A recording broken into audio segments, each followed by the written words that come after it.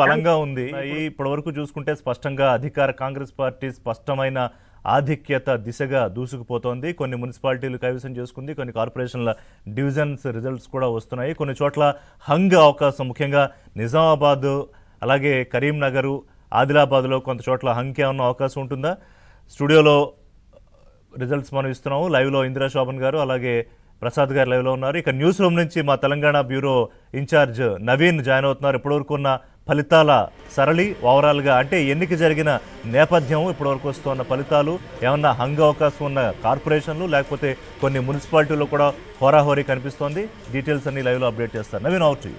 So Rishi, ఇప్పటివరకు కనుక చూస్తే అంటే ఉదయం 8 గంటలకు ఈ పోస్టల్ బ్యాలెట్ పద్ధతిలో జరిగినటువంటి పోలింగ్కు సంబంధించినటువంటి కౌంటింగ్ ప్రక్రియ మొదలైంది. సో దాంట్లో కనుక మనకు చూస్తే, సో ఇప్పటి వరకు అంటే ఈ 11:47 ప్రాంతానికి సో మొత్తం మీద 2581 వార్డులకు 116 మున్సిపాలిటీల్లో 2581 వార్డులకు పోలింగ్ జరిగితే, సో ఇప్పటి వరకు మనకు వచ్చినటువంటి లెక్క ప్రకారం కనుక చూస్తే 1146 వార్డులకు సంబంధించినటువంటి ఫలితాలు వెల్లడయ్యాయి. సో దాంట్లో 656 అంటే దాదాపుగా 700కు పైగా డివిజన్లను కాంగ్రెస్ పార్టీ దక్కించుకుంది. దాంట్లో 321 డివిజన్లు బీఆర్ఎస్ పార్టీ దక్కించుకుంది.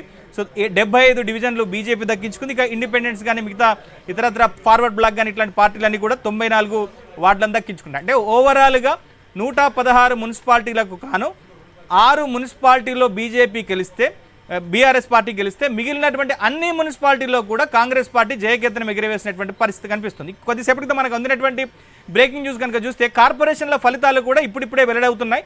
సో దాంట్లో 7 కార్పొరేషన్లకు సంబంధించినటువంటి ఎన్నిక జరిగితే ఆల్రెడీ ఉదయం 8 గంటల నుంచి కూడా, అంటే కార్పొరేషన్లు పెద్ద సంఖ్యలో ఓటర్లు ఉంటారు కాబట్టి, సో దీని ఫలితాలు కొంత ఆలస్యంగా విడుదలయ్యేటువంటి అవకాశం ఉంటుంది.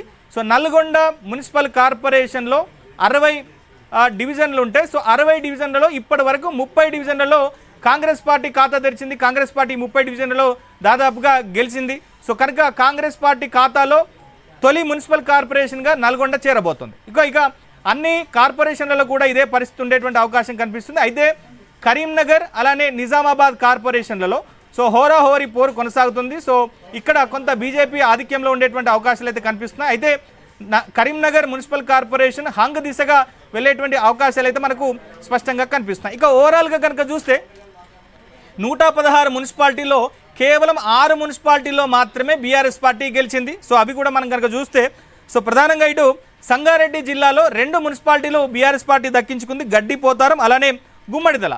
సో ఇవి పటాన్చెరు అసెంబ్లీ సెగ్మెంట్లో ఉంటాయి. సో పటాన్చెరుకు సంబంధించినటువంటి MLA Gudem Mahipal Reddy BRS party తరఫున గెలిచినప్పటికీ కూడా ఆయన కాంగ్రెస్ పార్టీలో చేరారు. కానీ చివరి నిమిషంలో మున్సిపల్ ఎన్నికల సందర్భంగా ఆయన బీఆర్ఎస్కు మద్దతు ప్రకటిస్తూ ఒక రకంగా బహిరంగంగానే బీఆర్ఎస్ పార్టీకి ఓటు వేయాలని చెప్పేసి పార్టీ శ్రేణులకు ఆయన పిలుపునిచ్చారు. సో ఫలితంగా పటాన్చెరు అసెంబ్లీ సెగ్మెంట్లో ఉన్నటువంటి ఈ 2 మున్సిపాలిటీలు గుమ్మడిదల అలానే గడ్డిపోతారం, సో ఈ 2 మున్సిపాలిటీలు కూడా బీఆర్ఎస్ పార్టీ గెలిచింది. ఇక మంచిర్యాల జిల్లాకు సంబంధించినటువంటి ఒక ఇంట్రెస్టింగ్ పాయింట్, సో అక్కడ మంత్రిగా ఉన్నటువంటి గడ్డం వివేక్ ఒక రకంగా షాక్గానే చెప్పొచ్చు. ఇది ఆయన సొంత మున్సిపాలిటీ. సో కేతనపల్లి మున్సిపాలిటీలో బీఆర్ఎస్ పార్టీ గెలిచింది. ఇక సూర్యాపేటలో కూడా తిరుమలగిరి మున్సిపాలిటీలో బీఆర్ఎస్ పార్టీ గెలిచింది. నర్సంపేటలో తొర్రూరు మున్సిపాలిటీ బీఆర్ఎస్ పార్టీ గెలిచింది. అంటే కేవలం ఒక 6 మున్సిపాలిటీలో మాత్రమే బీఆర్ఎస్ పార్టీ గెలిచింది. ఇక మిగిలిన అన్ని మున్సిపాలిటీలో కూడా కాంగ్రెస్ పార్టీ జయకేతనం ఎగిరవేసిన పరిస్థితి కనిపిస్తుంది. ఇక ప్రధానంగా మంత్రులు, సో ఎవరైతే ఇన్ఛార్జ్ మంత్రులుగా ఉన్నారో, సో ఆయా జిల్లాల్లో స్థానికంగా ఉన్నటువంటి మంత్రులంతా కూడా సక్సెస్ అయినట్టుగానే మనకు చెప్పుకోవచ్చు. ఇక మున్సిపల్ కార్పొరేషన్ల ఫలితాలను బట్టి సో ఓవరాల్గా అంచనాలు ఎట్లా ఉంటాయో చూడాల్సి ఉంది. సో మొత్తం మీద అయితే కాంగ్రెస్ పార్టీకి ఈ ఫలితాలు అనేటువంటివి ఆశించినటువంటి ఫలితాలుగానే చెప్పవచ్చు. ముఖ్యమంత్రి రేవంత్ రెడ్డి ముందు నుంచి కూడా ఆయన చెప్తున్నారు, ఖచ్చితంగా 90 స్థానాల్లో తాము గెలిచి తీరుతామని చెప్తున్నారు. సో అదేవిధంగా ఫలితాలు కూడా వస్తున్నటువంటి పరిస్థితి కనిపిస్తుంది. సో ఇప్పటి